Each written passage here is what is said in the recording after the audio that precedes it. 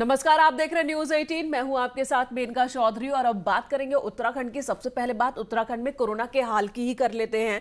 उत्तराखंड में एक बार फिर कोरोना के केसेस में बढ़ोतरी हुई है, कमी आई है। मंगलवार को राज्य में कोरोना के 241 नए केस सामने आए, जो कि लगातार तीसरे दिन कम हुए हैं। वहीं 24 घंटे में 13 लोगों की मौत हुई है कोरोना की वजह से, जिसके बाद मरने वालों की संख्या बढ़कर 946 हो गई। राज्य में अब कोरोना के कुल केसेस की संख्या 58,600 के पार पहुंच गई है। हालांकि एक्टिव केसेस की बात करें तो ये 5,300 से ज्यादा है।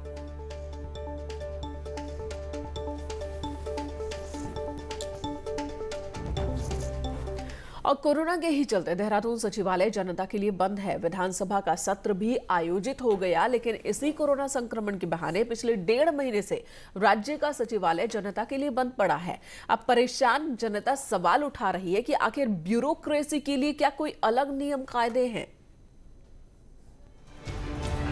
राज्य सचिवालय प्रशासनिक व्यवस्था में कंट्रोल रूम का काम करता है। यहाँ अपनी शिकायतों, अपनी फाइलों के फॉलोअप को लेकर पब्लिक का आना जाना भी लगा रहता है। लेकिन पिछले 3 सितंबर से कोरोना का नाम लेकर सचिवालय का गेट आम जनता के लिए बंद है। पास लेकर अंदर जाने की भी व्यवस्था सस्पेंड है। नतीजा, जरूरतमंद मारे मारे फिर रहे हैं। दूर दराज से यहाँ आने वाले लोग कुछ देर तक सचिवालय गेट पर सुरक्षा कर्मियों से झगड़ने के बाद निराश होकर वापस लौट रहे हैं। जाने नहीं दे रहे। मैं तो पहले गेट में गया, मैंने कहा डोबा जाएंगे तो उसके पास कार है। उन्होंने कहा यहाँ नहीं, वहाँ पास बना लो। आप यहाँ आए तो यहाँ पास ही नहीं दे रहे। अरे हमने इसलिए थोड़ी मांगा उत्तराखंड की हम पाबंदी रखो। हम यहाँ के नागरिक हैं, आधार कार्ड दे रहा हूँ, मैं नहीं मान रहे। आम आदमी के लिए अभी फिलहाल बंद है, क्योंकि उन्हीं की सुरक्षा के दृष्टिगत ये जो है बंद किया गया है। तो अभी पास से भी एंट्री नहीं है। अभी जो है पास से एंट्री नहीं हो रही है। अब जनता को हो रही परेशानी पर मंत्री और विधायक भी सवाल उठाने लगे हैं। सचिवालय के जो हमारे अधिकारी हैं, कर्मचारी हैं, उनको भी सोचना चाहिए कि जो इतनी दूर से आता है कुछ अर्ज को लेकर के, और उसको अगर बाहर ही रखा जाए और इतना पैसा खर्च करके आता है, तो इसमें शीघ्र डिसीजन लेना चाहिए। विषय को लेकर के माननीय मुख्यमंत्री से हम लोग बात करेंगे कि ताकि लोगों को परेशानी न हो, दिक्कत न हो, और अधिकारियों को भी सोचना चाहिए। सचिवालय में फिलहाल एक तरफा संवाद है। अफसरों की बात तो जनता तक पहुंचाई जा रही है, लेकिन जनता की बात अफसरों तक पहुंच ही नहीं रही है और दूर दराज से आने वाले लोग सिर्फ नेताओं को कोसते हैं। सुनील नवप्रभात, न्यूज 18 देहरादून। तो जब सब कुछ खुल गया तो आखिर सचिवालय क्यों नहीं, और वो भी खासकर आम लोगों के लिए। इधर सीएम त्रिवेंद्र सिंह रावत ने नवरात्र के मौके पर राज्य की 3 महिलाओं को राज्य मंत्री का दर्जा दिया। पहली महिला है 3 तलाक के खिलाफ सुप्रीम कोर्ट तक संघर्ष करने वाली काशीपुर निवासी सायरा बानो को महिला आयोग में उपाध्यक्ष प्रथम का दायित्व सौंपा गया है। उन्होंने इसी 10 अक्टूबर को बीजेपी ज्वाइन की थी। रानीखेत निवासी ज्योति शाह को भी महिला आयोग में उपाध्यक्ष द्वितीय का दायित्व दिया गया। बीजेपी में पूर्व में महिला मोर्चा में कई पदों पर रह चुकी हैं ज्योति शाह, जो वर्तमान में पार्टी की प्रदेश कार्यकारिणी की सदस्य हैं। तीसरे नंबर पर है चमोली की पुष्पा पासवान। गोपेश्वर से विधायक प्रतिनिधि पासवान को महिला आयोग में उपाध्यक्ष तृतीय बनाया गया है।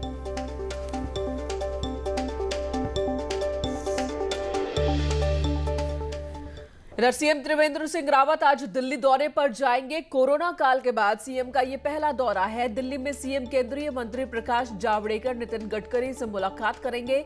जल शक्ति मंत्री गजेंद्र शेखावत से भी उनकी मुलाकात मुमकिन है। All weather road, forest clearance, Kumbh की तैयारियों पर चर्चा हो सकती है। तो आज दिल्ली पहुंचेंगे सीएम त्रिवेंद्र सिंह रावत। केंद्रीय मंत्रियों के साथ उनकी मुलाकात है और कोरोना काल के दौरान ये पहली दिल्ली यात्रा सीएम की। और इस दौरान जो बातें की जा रही है कि इस मुलाकात में क्या बात होगी आखिर, तो जो उम्मीद है वो है all weather road, forest clearance, Kumbh की तैयारी, और इन्हीं मुद्दों पर हो सकती है चर्चा। दीपांकर देहरादून से इस वक्त हमारे साथ मौजूद है। दीपांकर, आपसे जानना चाहेंगे, आज जब दिल्ली पहुंचेंगे सीएम तो क्या बात होगी केंद्रीय मंत्रियों के साथ?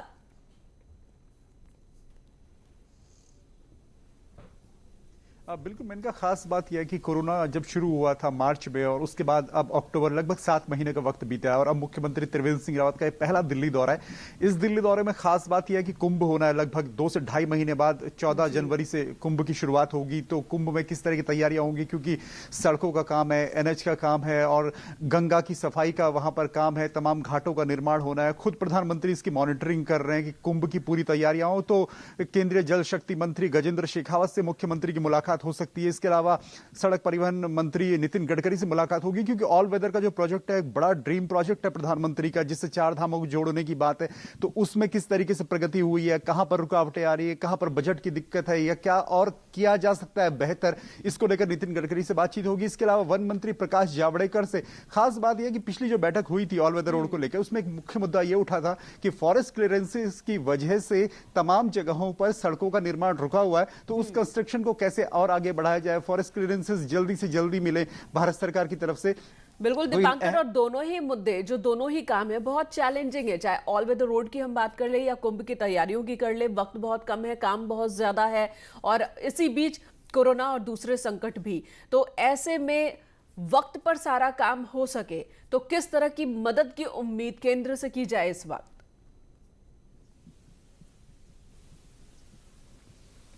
मदद की उम्मीद खास तौर पे यह कि प्रधानमंत्री नरेंद्र मोदी ने चाहे ऑल वेदर रोड की समीक्षा की हो या फिर उन्होंने केदारनाथ की समीक्षा की हो या फिर कुंभ को लेकर तैयारियों को निर्देश दिए हो, सभी पे प्रधानमंत्री की डायरेक्ट नजर है। केंद्र के सारे बड़े प्रोजेक्ट्स हैं जो खुद उत्तराखंड के न सिर्फ बल्कि प्रधानमंत्री नरेंद्र मोदी खुद इनकी मॉनिटरिंग कर रहे हैं। तो यानी केंद्र की तरफ से प्रधानमंत्री ने आश्वासन दिया राज्य सरकार को कि हमारी तरफ से आपको पूरा सहयोग मिलेगा, लेकिन तमाम जगहों पर जहां पर बात आती है शासन स्तर पर, जहां पर फाइलों में प्रॉब्लम आती है या फॉरेस्ट क्लियरेंसेस बहुत लेट मिलती है, सड़कों का निर्माण तमाम जगहों पर रोकना पड़ता है। इसके अलावा ऑल वेदर रोड का मामला अभी पेंडिंग, कई सुप्रीम कोर्ट में उसमें अलग मामला है कि उसमें कितनी कटिंग की जाए, उसकी चौड़ाई कितनी होनी चाहिए ऑल वेदर रोड की। तो ऐसे तमाम मसले हैं, कुंभ को लेकर तमाम व्यवस्थाएं होनी जिसमें सेंटर का हस्तक्षेप बहुत महत्वपूर्ण रहेगा। तो इन सब मुद्दों पर बातचीत होगी और मुख्यमंत्री का अहम दौरा रहेगा और दौरे से लौटने के बाद पता लगेगा कि किन किन खास मुद्दों पर मुख्यमंत्री दिल्ली से आगे बढ़कर आते हैं।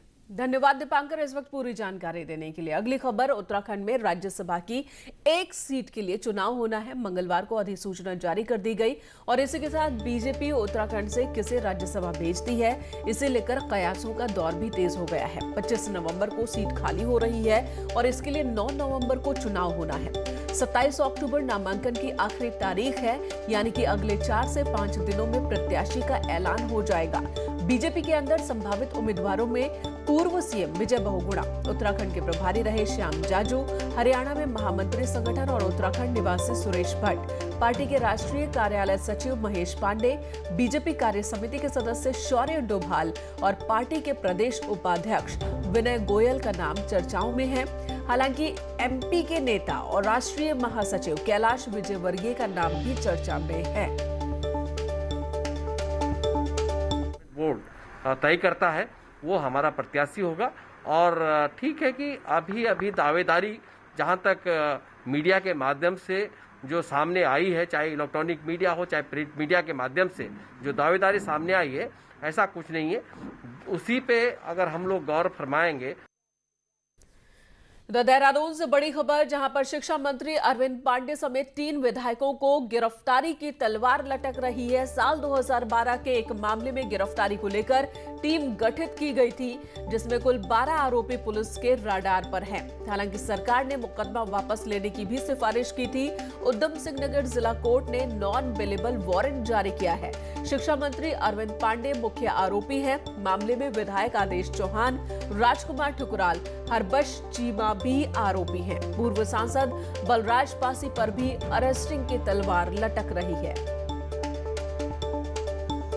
शैलेंद्र नेगी इस वक्त हमारे साथ मौजूद है। शैलेंद्र, इस दिशा में क्या समस्या इस वक्त इनके सामने है? कौन सा ये मसला है जिसमें इनकी गिरफ्तारी की बात हो रही है? देखिए, 2012 का एक मसला है जिसमें एक किशोरी को अगवा कर लिया गया था और उसी मसले में इन्होंने बलवा किया था और इन पर आरोप है कि इन्होंने NH भी जाम किया था। और तो जब उस समय कई सारे विधायक जो बीजेपी के थे वो सब वहां पर इकट्ठे हुए थे और उनके नेतृत्व में एक प्रदर्शन हुआ था और उसी दौरान कुछ सरकारी अधिकारियों से मारपीट का भी आरोप है।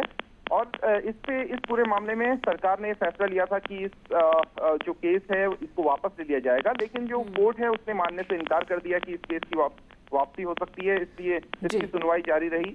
और जो लोअर कोर्ट है उसने नॉन अवेलेबल वारंट जारी किए थे, जिससे 23 अक्टूबर तक इनकी गिरफ्तारी के आदेश जो है वो दिए गए हैं। और हाई कोर्ट में एक इंटरिम रिलीफ के लिए ये लोग गए हुए थे, तो हाई कोर्ट ने भी उस एप्लीकेशन को खारिज कर दिया, इनको रिलीफ देने से इनकार कर दिया। यानी कि शैलेंद्र माने कि बहुत जल्द और कभी भी इनकी गिरफ्तारी, 3 विधायकों पर जो तलवार लटकी गिरफ्तारी की, वो मुमकिन हो सकती है। और ऐसा होगा तो ये भी अपने आप में एक नजीर, एक मिसाल ही होगा। धन्यवाद आपका पूरी जानकारी देने के लिए।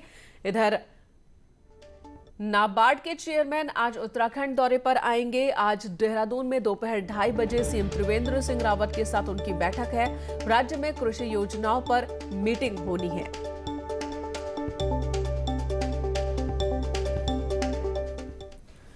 केंद्र और राज्य सरकार के एजेंडे पर किसान हैं। कृषि मंत्री का कहना है कि 17 साल में जो काम नहीं हुआ बीते 17 सालों में, वो 2017 के बाद हुआ है।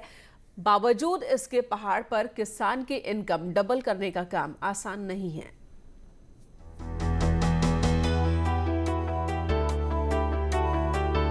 साल 2017 में त्रिवेंद्र सरकार ने संकल्प लिया कि किसान की आय 2022 तक दुगनी होगी।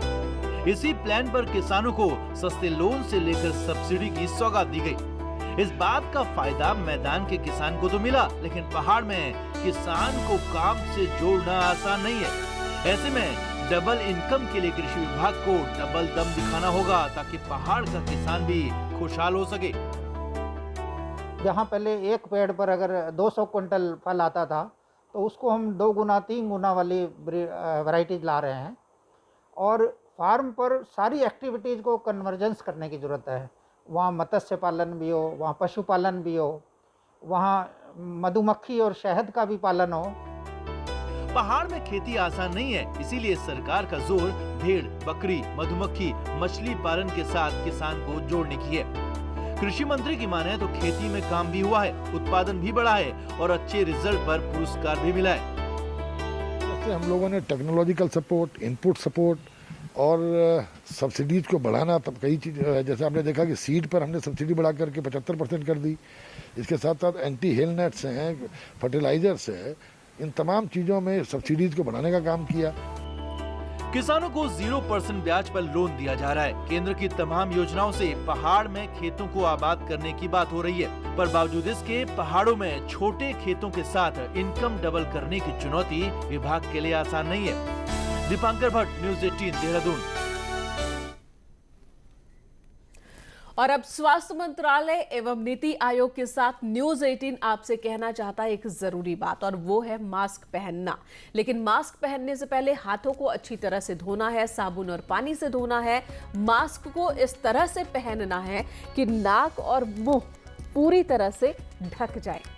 चेहरे और मास्क के बीच कोई गैप नहीं रहना चाहिए। ध्यान रहे, हमें मास्क लगाने के बाद उसके आगे के हिस्से को बिल्कुल भी नहीं छूना है और सिंगल यूज मास्क को जितना जल्दी हो नष्ट कर देना है। मास्क पहनना है और हाँ, मास्क हरदम पीछे से ही पकड़कर उतारना है, इसे आगे से नहीं छूना है। चलिए यहाँ एक ब्रेक के लिए रुकेंगे, तुरंत लौटते हैं। देहरादून से बड़ी खबर। साल 2016 में पुलिस के घोड़े शक्तिमान पर हमले के मामले में 20 गवाह अब तक मुकर चुके हैं। पुलिस ने 40 गवाहों को स्पॉट किया था। मामले में बीजेपी विधायक गणेश जोशी आरोपी हैं। आरोप ये था कि प्रदर्शन के दौरान गणेश जोशी ने शक्तिमान पर हमला किया था, जिसके बाद ही घोड़े की मौत हो गई थी। घोड़ा बिदक गया था और वो पीछे नाली में जा गिरा, जिसके बाद उसकी जान चली गई थी। इसी खबर के साथ इस बुलेटिन में इतना ही, लेकिन ब्रेक के बाद भी खबरों का सिलसिला जारी है, इसलिए आप बने रहे न्यूज़ 18 के साथ।